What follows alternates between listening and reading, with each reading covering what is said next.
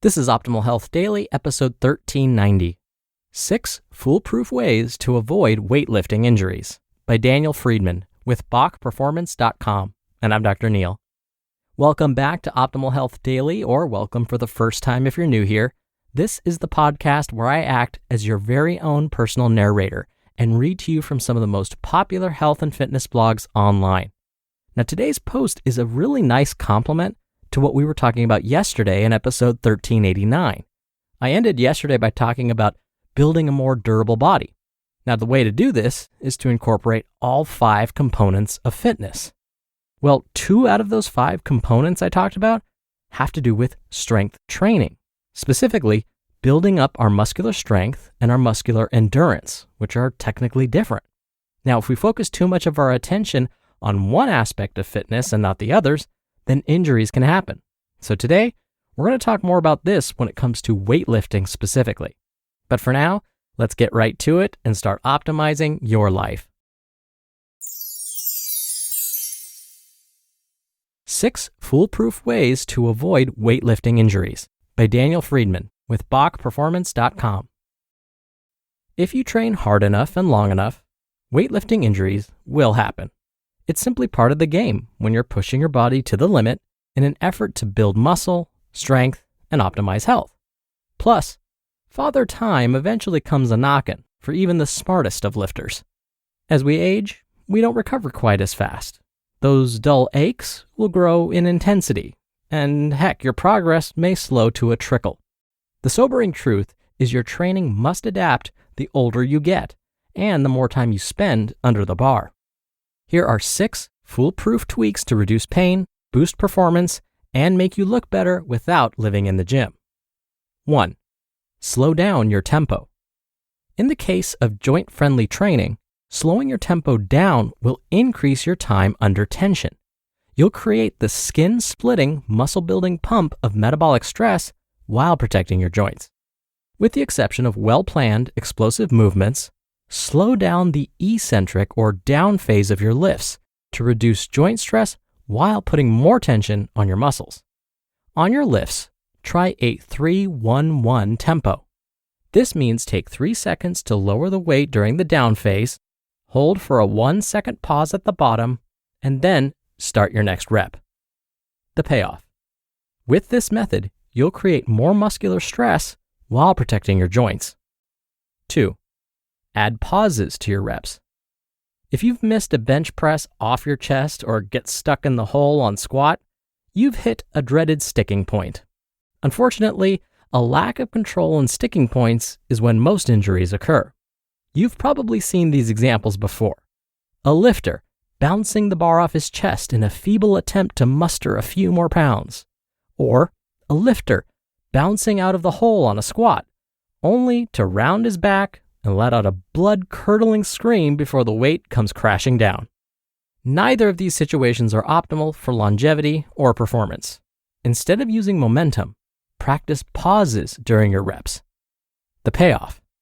You'll learn to hold an ideal joint position when your body is most vulnerable, building resilient movement patterns and bone-crushing strength at the same time. 3. Increase your range of motion. For a muscle to contract optimally, it should be in an extended position.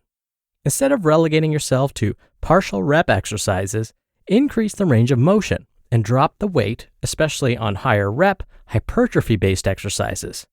Doing so will simultaneously improve tissue length and joint mobility while reinforcing the movement with stability on the upcoming muscle contraction.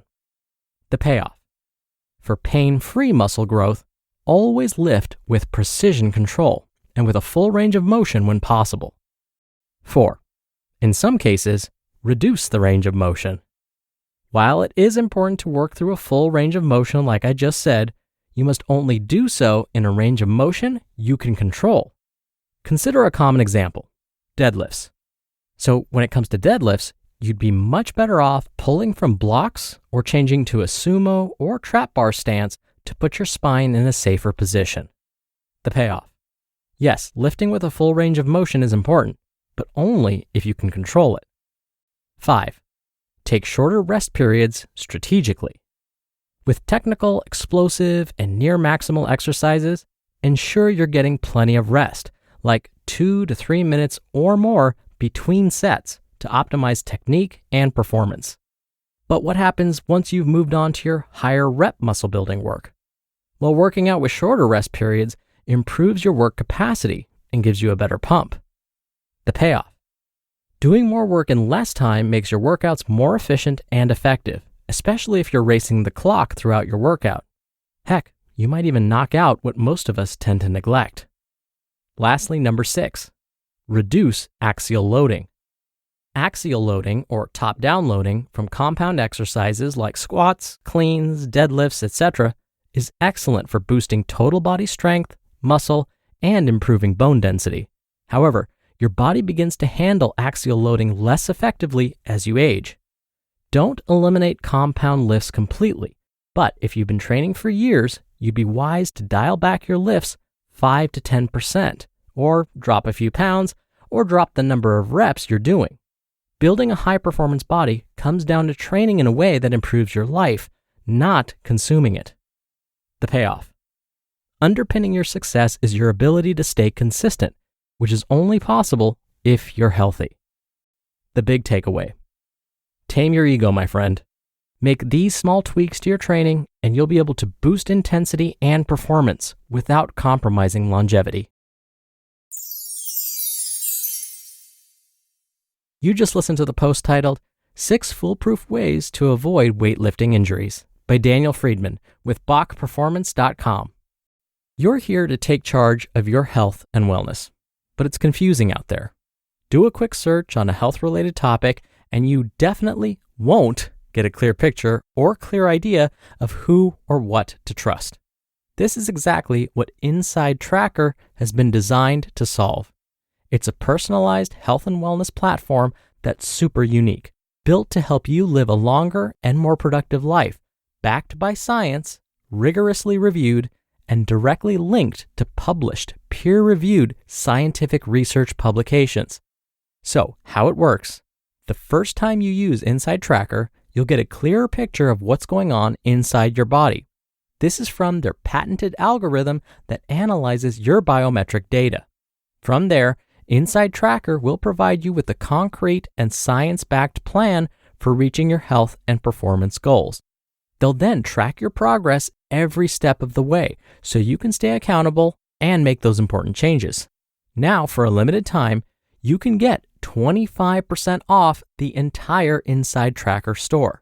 Just go to insidetracker.com/OHD.